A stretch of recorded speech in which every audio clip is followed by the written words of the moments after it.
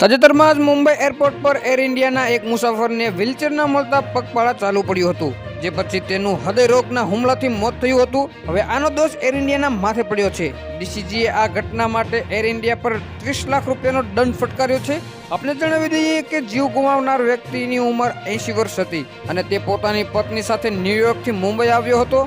અહેવાલ અનુસાર ન્યુયોર્કથી મુંબઈ જતી એર ઇન્ડિયાની ફ્લાઇટમાં 80 વર્ષના એક વ્યક્તિએ પોતાના અને તેની પત્ની માટે ટિકિટ બુક કરી હતી. ટિકિટ બુક કરાવતી વખતે તેણે વ્હીલચેર સર્વિસ માટે પણ કહ્યું હતું, પરંતુ મુંબઈ એરપોર્ટ પર પહોંચતા તેને માત્ર એક જ વ્હીલચેર મળી હતી, જે વૃદ્ધે તેની પત્નીને આપી દીધી હતી.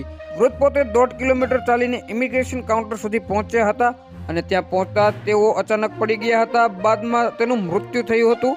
આ ઘટના અંગે એરપોર્ટ અધિકારીએ જણાવ્યું હતું કે વ્હીલચેરની અછતને કારણે માત્ર એક જ વ્હીલચેર ઉપલબ્ધ કરાવી શકીએ છીએ. વૃદ્ધ વ્યક્તિ બેભાન થઈ ગયા બાદ તેમને પહેલા તો એરપોર્ટની મેડિકલ ફેસિલિટી અને પછી ત્યાંથી નાણાવટી હોસ્પિટલ લઈ જવામાં આવ્યા હતા.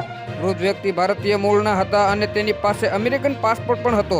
તેમણે વ્હીલચેર સેવા માટે પ્રી બુક પણ કરાવ્યું હતું. આમ છતાં મુંબઈ એરપોર્ટ પર તેમને વ્હીલચેર ન મળી શકી. પળે અપડેટ મેળવવા માટે અમારી ચેનલને લાઇક કરો, સબસ્ક્રાઇબ કરો અને બાજુનું બેલ આઇકન પ્રેસ કરો, જેથી કરી અમારા દરેક વિડીયોની નોટિફિકેશન આપને મળતી રહે.